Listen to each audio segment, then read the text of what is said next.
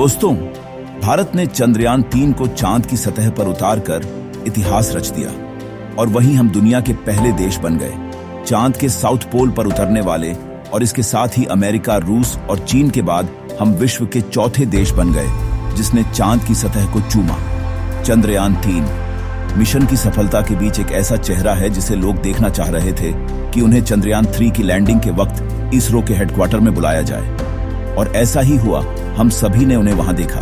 जी हां, हम बात कर रहे हैं इसरो के पूर्व चेयरमैन के सिवन के बारे में। आपको याद है वह दृश्य जब विक्रम लैंडर से संपर्क टूटा था? उस समय वह कितने फूट फूट कर रोए थे।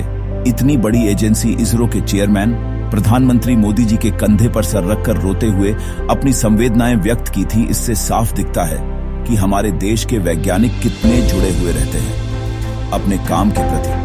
खासकर के सिवन जी के नाम पर तो ऐसा ही लगता था। आज का चंद्रयान 3 जो उस वक्त चंद्रयान 2 के रूप में आंशिक रूप से फेल हुआ था, वो अंतरिक्ष में चांद की ओर बढ़ा और चांद की सतह पर 23 अगस्त को सॉफ्ट लैंडिंग की। दोस्तों, इस बीच हम आपको वो प्रेरणादायक कहानी बताना चाहते हैं जो है इसरो के महान वैज्ञानिक के सिवन जी के संघर्षों के बारे में है, जिसे सुनकर आपके अंदर एक इंस्पिरेशन आ जाएगी। आप खोजने लगेंगे अपने अंदर के उस व्यक्ति को जो छोटी मोटी परेशानियों के चलते अपने लक्ष्य को कहीं छोड़ आता है।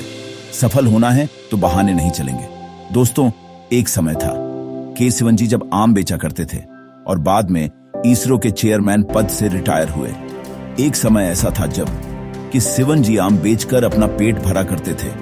उनके संघर्ष के बारे में सुनकर आपके आंसू छलक जाएंगे कि सिवन यानी कैलाश वादियावुसिवन, इन्होंने भारत को उन देशों के बीच लाकर खड़ा किया जो कि स्पेस रेस में सबसे आगे थे।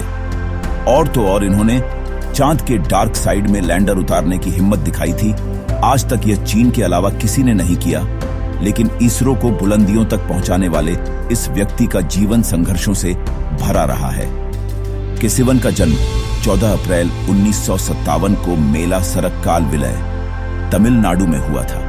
इनका परिवार काफी गरीब था, यहां तक कि इनके परिवार के पास पढ़ने तक के लिए भी पैसे नहीं थे। एक गरीब परिवार में जन्मे सिवन जी के पिता एक किसान थे, जिसके चलते सिवन जी का बचपन भी खेती और गरीबी में बीता। गांव में रहने के कारण सिवन जी की शुरुआती पढ़ाई गांव के ही एक सरकारी स्कूल से हुई। सरकारी स्कूल से ही सिवन जी की 8वीं तक की पढ़ाई भी पूरी हुई।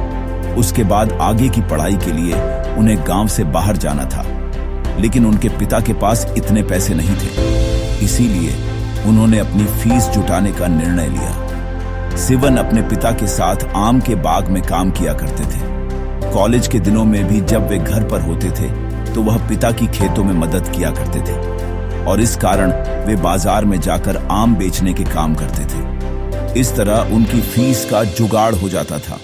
इस तरह सिवन जी ने 12वीं की परीक्षा तो पास कर ली, लेकिन वो आगे पढ़ना चाहते थे। उसके लिए बहुत सारे पैसे की जरूरत थी। पैसे की कमी की वजह से उनके पिता ने उनका दाखिला पास के ही एक कॉलेज में करा दिया। वो बताते हैं कि उनके पिता ने जानबूझकर पास के कॉलेज में उनका दाखिला करवाया था ताकि वो कॉलेज के बाद भी उनकी मदद कर सके। जब वो हिंदू कॉलेज से BSc कर रहे थे तब वो केवल धोती कुर्ता और चप्पल पहनते थे। गरीब थे। सिवन अपने लिए चप्पल खरीदने में भी असमर्थ थे। इतने अभावों के बाद भी वो एक ब्रिलियंट स्टूडेंट थे। उन्हें मैथ्स में 100 मार्क्स मिलते थे। वे अपनी फैमिली के पहले ऐसे मेंबर थे जिन्होंने ग्रेजुएशन की पढ़ाई की थी। आगे की पढ़ाई के लिए उन्होंने मद्रास इंस्टीट्यूट ऑफ टेक्नोलॉजी जाने का फैसला किया। उनके अच्छे एकेडमिक रिकॉर्ड की वजह से उन्हें स्कॉलरशिप भी मिली। वहां से उन्होंने बीटेक कंप्लीट किया। सिवन बताते हैं कि उन्होंने पैंट और सैंडल पहली बार यहीं पहने थे कि सिवन ने गरीबी से लड़ते हुए अपनी आगे की पढ़ाई को जारी रखी और नागेरकोइल के ST हिंदू कॉलेज से BSc की डिग्री हासिल की। इस डिग्री को के सिवन ने 100% अंकों के साथ पूरा किया। वे अपनी फैमिली के पहले ऐसे मेंबर थे जिन्होंने ग्रेजुएशन की पढ़ाई की थी। इसके बाद साल 1980 में के सिवन ने मद्रास इंस्टीट्यूट ऑफ टेक्नोलॉजी से अपनी एरोनॉटिकल इंजीनियरिंग की पढ़ाई पूरी की। यही नहीं, इंडियन इंस्टीट्यूट ऑफ साइंस से कि सिवन ने इंजीनियरिंग में अपना पोस्ट ग्रेजुएशन कंप्लीट किया और इसके साथ ही साल 2006 में आईआईटी बॉम्बे से एरोस्पेस इंजीनियरिंग में पीएचडी की डिग्री भी हासिल की। तब सिवन एक ब्रिलियंट वैज्ञानिक बन चुके थे। आम बेचने से वैज्ञानिक बनने का सफर, वो भी 70 और 80 के दशक में। सोचिए इस व्यक्ति के अंदर कितनी प्यास थी सफल होने की। क्या आपके अंदर है वो? आगे सुनिए। अपनी पढ़ाई का काम खत्म करने के साथ ही कि सिवन साल 1982 के दौरान भारतीय अंतरिक्ष अनुसंधान संगठन यानी इसरो के साथ भी काम करने लगे। यहां काम करते हुए कि सिवन ने पोलर सैटेलाइट लॉन्च व्हीकल परियोजना में भी अपना योगदान दिया। यहां उन्होंने एशिया सॉफ्टवेयर तैयार किया जो एसएलवी रॉकेट को पृथ्वी के ऑर्बिट में स्टेब्लिश करने में काफी मददगार साबित हुआ। इस सॉफ्टवेयर को सितारा नाम दिया गया। उनका यह सॉफ्टवेयर काफी फेमस हुआ और पूरे वैज्ञानिक जगत में उनके नाम की चर्चा होने लगी। लेकिन यह वो दौर था जब इसरो के वैज्ञानिक जीएसएलवी रॉकेट को डेवलप करने में लगे थे। 18 अप्रैल 2001 को जीएसएलवी का परीक्षण किया गया, परंतु यह फेल हो गया। इसके बाद यह जिम्मेदारी के सिवन को सौंपी गई। उन्होंने इसरो को निराश नहीं किया और जीएसएलवी का सफल परीक्षण कर इतिहास रच दिया। उनकी इस सफलता के बाद उन्हें इसरो का रॉकेट मैन कहा जाने लगा। इसके बाद कि सिवन ने एक महत्वपूर्ण काम की जिम्मेदारी अपने कंधों पर ले ली। ये था रीयूजेबल रॉकेट। अभी तक जो भी रॉकेट किसी भी उपग्रह को लेकर अंतरिक्ष में ले जाते थे वो वापस लौट कर नहीं आते थे, लेकिन अब इसरो ऐसा रॉकेट डिजाइन करना चाहता था जो उपग्रह को छोड़ डीएच कर वापस आ सके। ये एक क्रांतिकारी आइडिया था क्योंकि उस वक्त कोई भी देश ऐसा रॉकेट बनाने में सफल नहीं हुआ था। ये स्पेस एक्स के पहले की कहानी है।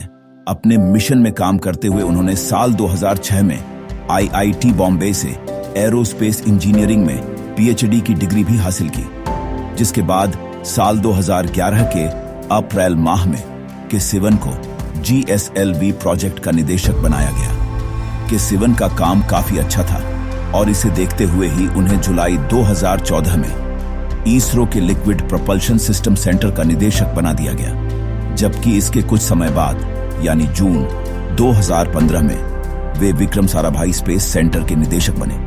आगे बढ़ते हुए के सिवन को 15 जनवरी 2018 को इसरो का मुखिया बनाया गया। के सिवन के नाम एक वर्ल्ड रिकॉर्ड भी दर्ज है। दरअसल उन्होंने 15 फरवरी 2017 को इंडिया की तरफ से एक साथ 104 उपग्रहों को प्रक्षेपित किए जाने में अहम भूमिका निभाई थी। इसके बाद वे इसरो के सबसे बड़े मिशन चंद्रयान 2 की तैयारी में लग गए। चंद्रयान 2 को 22 जुलाई 2019 को अंतरिक्ष में भेजा गया। 2 सितंबर तक सब ठीक चल रहा था। चंद्रयान 2 अब 2 हिस्सों में बढ़ चुका था। इसका पहला हिस्सा ऑर्बिटर चांद की ऑर्बिट में चक्कर लगाने वाला था और इसका दूसरा हिस्सा लैंडर चांद की सतह पर उतरने वाला था। लेकिन चांद की सतह से 2.1 किलोमीटर की दूरी पर इसरो से संपर्क टूट गया और लैंडर चांद की सतह पर सॉफ्ट लैंडिंग नहीं कर पाया और इस तरह कि सिवन जी का चांद पर रोवर उतारने का सपना अधूरा रह गया। वो इतने भावुक हो गए कि उनके आंसू छलक पड़े। उस समय प्रधानमंत्री मोदी जी ने उन्हें संभाला और उन्हें अगले मिशन के लिए तैयार होने के लिए कहा। कि सिवन जी का पूरा जीवन काफी संघर्षों में बीता दोस्तों, लेकिन उन्होंने कभी हार नहीं मानी, हमेशा आगे बढ़ते रहे और अपने सपनों को पूरा करके ही दिखाया।